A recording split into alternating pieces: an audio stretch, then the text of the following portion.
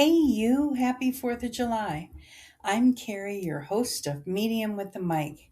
And today, since you're probably either sitting in a lawn chair right now or desperately wishing you were, we're doing a 4th of July episode. But not the kind you're thinking. You know me. We're not going to talk about hot dogs. Well, we might talk about hot dogs, but no promises. But mostly, we're going to talk about things that made your history teacher nervous. We're going to talk about the absolutely wild, unhinged, brilliant, and sometimes deeply petty people who started this country. And then we're going to zoom all the way back out and talk about the 80-year cycle, the four turnings. Have you heard of this? The theory that history doesn't just repeat, it rhymes on a schedule, and that we are sitting smack in the middle of one of the most significant turning points in that entire cycle. So grab your iced tea, your sparklers, your lawn chair, and let's go. So, July 4th, 1776. What do you actually know about it? If you're like most people, Declaration of Independence, John Hancock signed it in big letters. Something about tea in a harbor, freedom, fireworks, done. Let me give you some of my favorite obscure facts about the American Revolution, because I think when you know these, the whole thing becomes more human and more relatable. These weren't mythological superheroes. They were stressed out, squabbling, complicated people doing something that terrified all of them. No wonder they drank a lot of beer. But here's fact number one. July 4th was almost not the date we celebrate. The Continental Congress actually voted for independence on July 2nd, 1776, not the 4th. John Adams, who was arguably the most obsessive note taker of all of the founding fathers, wrote to his wife Abigail and said July 2nd would be celebrated with fireworks and festivities forever. He was so sure the 2nd was the day, but he was wrong. The Declaration was adopted and dated on the 4th, and the rest is history. Adams was reportedly a little salty about this for the rest of his life, which feels very on brand for him. Sometimes the footnote becomes the headline, and the person who was sure they had it figured out has to watch history go a different direction. I find that deeply relatable. Most of the founders were absolutely terrified. When they signed the Declaration of Independence, they were not signing a document of triumph.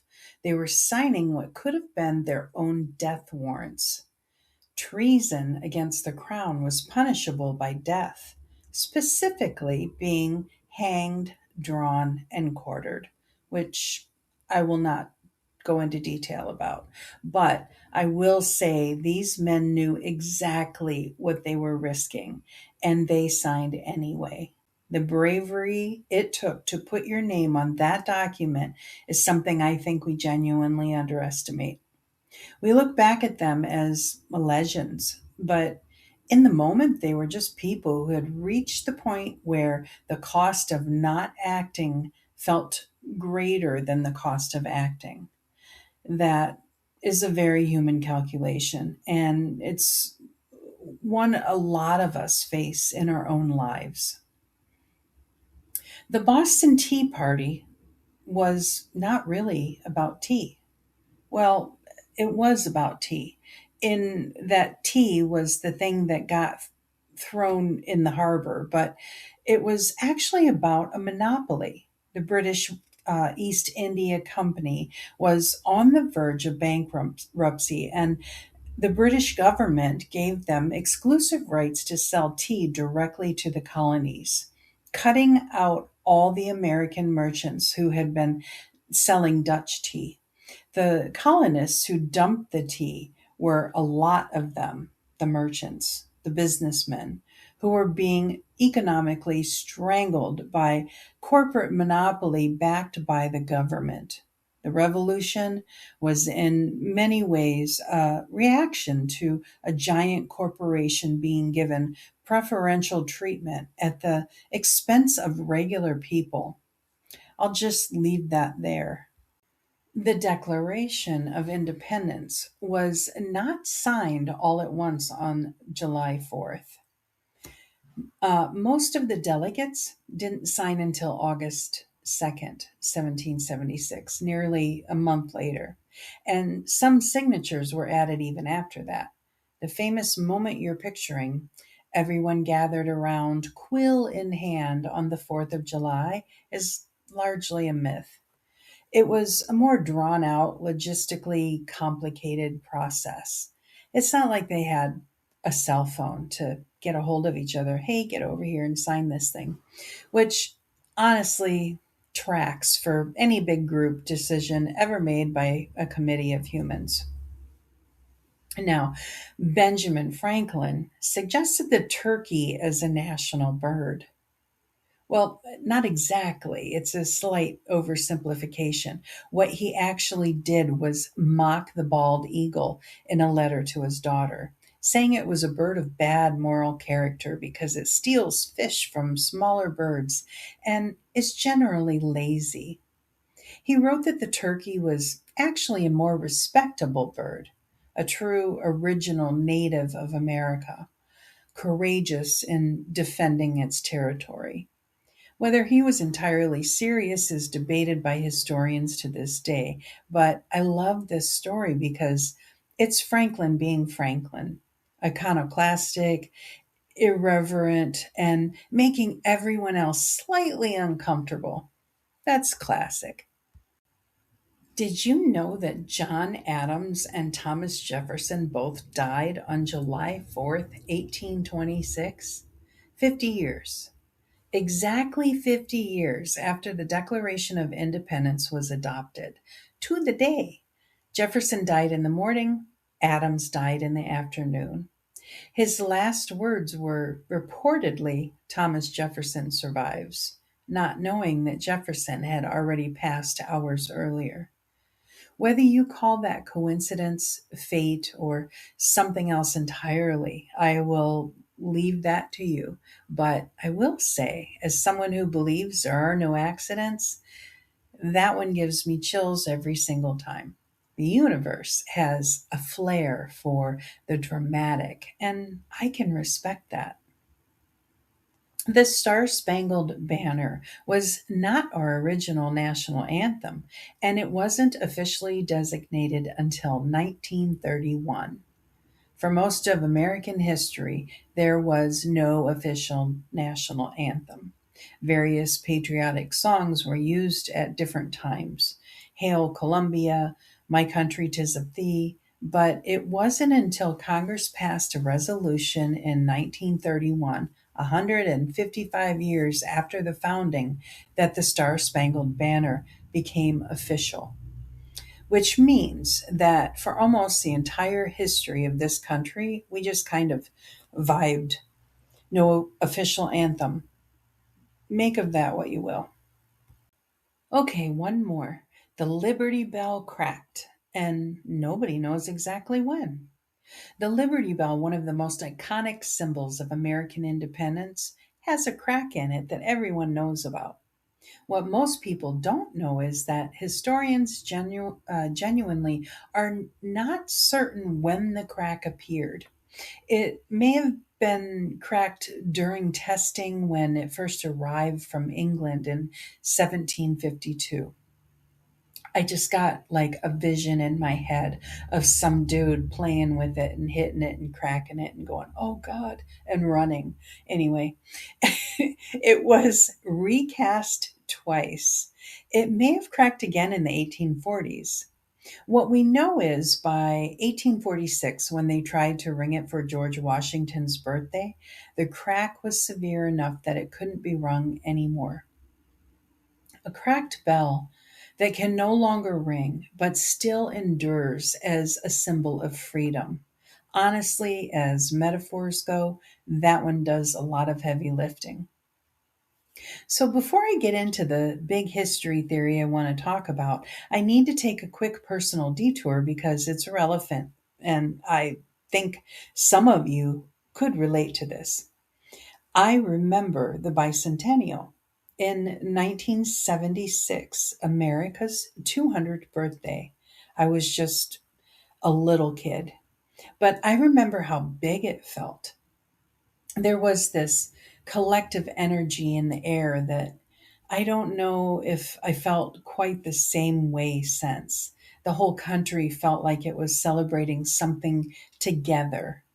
And I held on to some of the memorabilia from that time, little pieces of it, things that were made to commemorate the moment, pins, tokens, little paper cups, and that kind of thing. Objects meant to mark the occasion and say, we were here and this mattered. I think about that now because in 1976, the country was also not in a great place in a lot of ways. Now, I don't remember most of this, but we had just come through Vietnam, Watergate, the civil rights movement had shaken everything up necessarily righteously, but the shaking had been painful.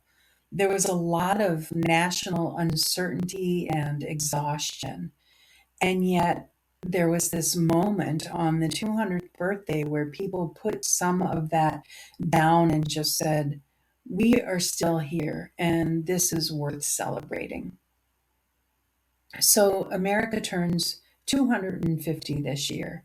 And I find myself thinking about my little kid self holding those bicentennial cups and wondering what this generation, the ones who are little right now, will hold on to from this moment. What will the memorabilia of be of 2026? What objects will they tuck into a drawer and pull out 50 years from now and say, I was here for this? I don't know the answer, but I believe it will be something worth holding. And I hope you share that with your children. Okay, now the big theory, because it all connects. In 1997, two historians named William Strauss and Neil Howe published a book called The Fourth Turning. And what they laid out was a theory of history that the more you look at it, the harder it is to ignore. The basic idea is that history moves in roughly 80 to 100-year cycles, each made up of four roughly 20-year seasons. And those seasons corresponded predictable shifts in the mood and values of society. They called these seasons turnings. And just like the seasons of the year, each one has a different feeling, a different purpose, and a different role in the larger cycle. Let me walk you through all four of them because I think once you understand what each turning actually is, you'll start recognizing them in history and maybe even in your own life. The first turning is called the high. This is the spring of the cycle. It comes right after a major crisis has been resolved. The old order that collapsed has been swept away, and now a new order is being built and consolidated. Institutions are being strengthened. There's a broad social consensus. People are largely aligned on what they're building toward. Individual expression tends to be suppressed in favor of collective unity. It feels optimistic, energetic, and constructive. The last first turning in America was roughly 1946 to 1964, what we know as the post World War II boom. The GI generation came home. The suburbs were built. The economy expanded. There was this strong sense of national purpose and shared culture. People were conformist by today's standards, yes, but there was genuine civic energy and optimism. Baby boomers were born into this world and it shaped them. The second turning, called the awakening, this is the summer of the cycle. The institutions that were built and consolidated in the high are now challenged from within. People, especially the young, start to ask, okay, we built all this stuff, but why? What does it mean? There is a spiritual and cultural rebellion against the conformity of the previous era. New ideas, new movements, new consciousness floods in. It feels liberating and chaotic all at the same time. The last second turning was roughly 1964 to 1984. The civil rights movement, the counterculture, Vietnam protests, the women's movement, the sexual revolution, the spiritual seeking of the 70s, the New Age movement beginning to take root. Individual authenticity becomes the highest value. People are pushing outward against institution. Every convention. It's an era of awakening and of fracture. The third turning, called the unraveling, this is the autumn of the cycle. The institutions that were challenged in the awakening are now weakening and fraying. Public trust in government, media, corporations, and civic organizations start to fall. There's no shared consensus anymore. Culture is fragmented. Individualism is at its peak, and people are retreating into their own tribes and communities. It doesn't feel like a crisis yet. It just feels like a slow loosening, like things are coming undone, but no one has quite said it out loud yet. The last third turning was roughly 1984 to 2008. Think about that era, the rise of cynicism about institutions, the culture wars beginning, the decline of shared civic life, the explosion of individualism and identity, the feeling that the center wasn't holding, but nobody was quite ready to reckon with what that meant. Cable news, the internet, the fragmentation of shared reality, all third turning energy. The fourth turning is called the crisis, and this is where we are. The fourth turning is the winter of the cycle. It is the reckoning. The institutions that have been fraying finally fail or are forced to transform entirely. Old orders collapse, new alignments form. There's usually, historically speaking, a major external threat that galvanizes people and forces collective action. It feels dangerous, urgent, and in many ways apocalyptic in the moment, but it is not the end. It is the clearing. It is the labor before the new birth. And here is the piece I want you to really sit with, because this is what makes the fourth turning framework so striking: the timing. The fourth turnings in American history are not shattered randomly. They cluster around roughly 80 years apart with an almost uncanny precision. The first major fourth turning in American history was the Revolution itself, roughly 1773 to 1794. The colonial order collapsed. Something entirely new was built from scratch. 80 years later, the Civil War era, roughly 1860 to 1865, and its brutal aftermath. The nation tore apart along with a wound that had been ignored since the founding. Over 600,000 people died.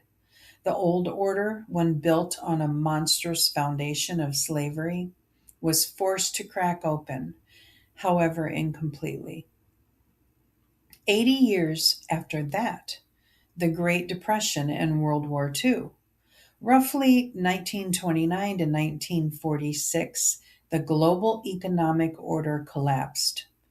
Fascism rose across Europe and Asia. A man named Adolf Hitler rose to power in Germany by exploiting the fear, economic despair, and cultural humiliation of a people who felt that their institutions had failed them, that outsiders were to blame for their suffering, and that a strong authoritarian leader could restore their greatness and their pride. Millions of people went along with it. Millions of people died because of it. The world had to fight the most catastrophic war in human history to put that particular fire out. And when it was over, a new order was built. The United Nations, the Marshall Plan, the post war boom, a new first turning began. Now, add 80 years to 1946, and you land at 2026. Strauss and Howe, writing in 1997, predicted the next fourth turning would begin somewhere around 2005 to 2010 and reach its climax, its most intense point, around 2025 to 2030. I want to be extremely clear. I'm not going to draw political lines for you. That is not what this show is about. And frankly, I think that you're all smart enough to look at the historical pattern and look at the world around you and make your own connections. What I will say is that the hallmarks of a fourth turning are recognizable. The collapse of shared reality, the erosion of trust in institutions, the rise of strong authoritarian figures who exploit collective fear, the sense that the old rules no longer apply, the fracturing of alliances that once seemed permanent, the feeling that something enormous is happening, even if you can't quite name it. Does it sound familiar? I'm not saying this to scare anyone. I'm saying it because I believe with everything I have that understanding where you are in the cycle changes how you experience it. You are not crazy. You're not imagining things. The ground really is shaking, but it's shaken before. And the people who lived through the last fourth turning, who survived the depression, who fought the war, who rebuilt afterwards, they did not know in the middle of it that there was a plan. They did not know the cycle would complete and a new era would begin. They just endured and they built. That is what this generation is being asked to do. One more layer of this framework, and I promise I won't go too deep in the weeds here, is the idea of generational archetypes. Strauss and Howe argued that each turning doesn't just produce a different mood, it produces a different type of generation. And those generational types cycle through four archetypes in order every time. The generation that comes of age during the fourth turning, the ones who are young adults during the crisis, who actually fight the battles and do the rebuilding, they're called the hero generation. Think of the greatest generation, the ones who were in their 20s during World War II. They didn't ask for the crisis. They were born into the unraveling and came of age right as the crisis hit, and they rose to meet it.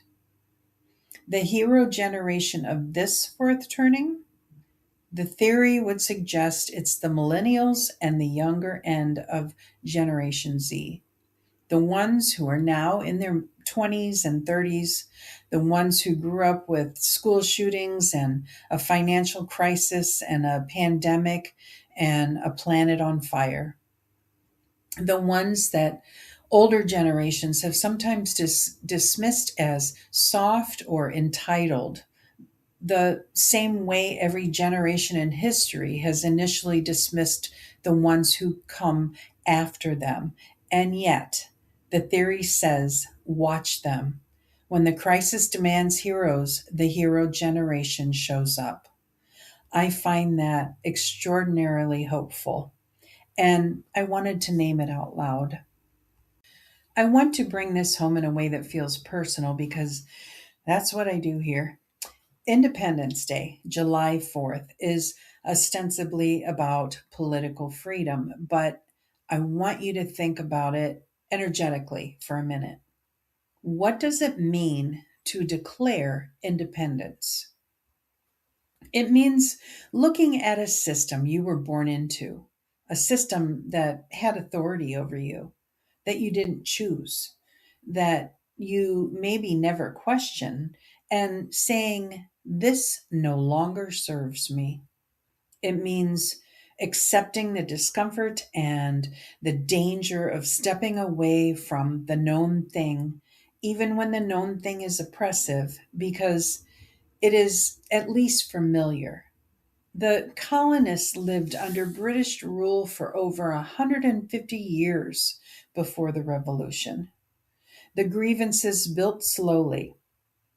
The tolerance wore thin gradually, and then it didn't. Then it snapped. Most of the biggest changes in our personal lives work the same way. The marriage that ends, the career that finally gets left behind, the belief system that cracks open. These things usually don't happen in a single dramatic moment. They happen after a long, slow accumulation, and then suddenly they happen all at once. The revolution happened when enough people reached the same threshold at the same time. This is not reformable. We have to build something new. Sound like anything you've been working on personally? I think a lot of you listening to this show are in your own fourth turning, a personal one. Whether that's a relationship, a career, a belief system, a family pattern, you may be in the part of the cycle where the old structure is coming apart, and it's terrifying, and it doesn't yet look like what it's going to become. It just looks like rubble. It just looks like loss. And it might look like January when nothing is blooming, yet the ground is frozen and you're just trying to remember what spring felt like. The founding fathers did not know in 1776 that they were going to build a republic that would last 250 years. They knew that they were signing their potential death warrants and throwing tea in a harbor. The vision came later, the order came later, and the meaning came later. You do not need to have the new thing built yet. You just need to be honest enough to say the old thing is over. That is the spiritual work on the fourth turning. Personally and collectively, letting the old order go, not clinging to the structure just because it's familiar. Trusting that the building comes after the clearing, even when the clearing looks like destruction. And here's what I want to leave you with.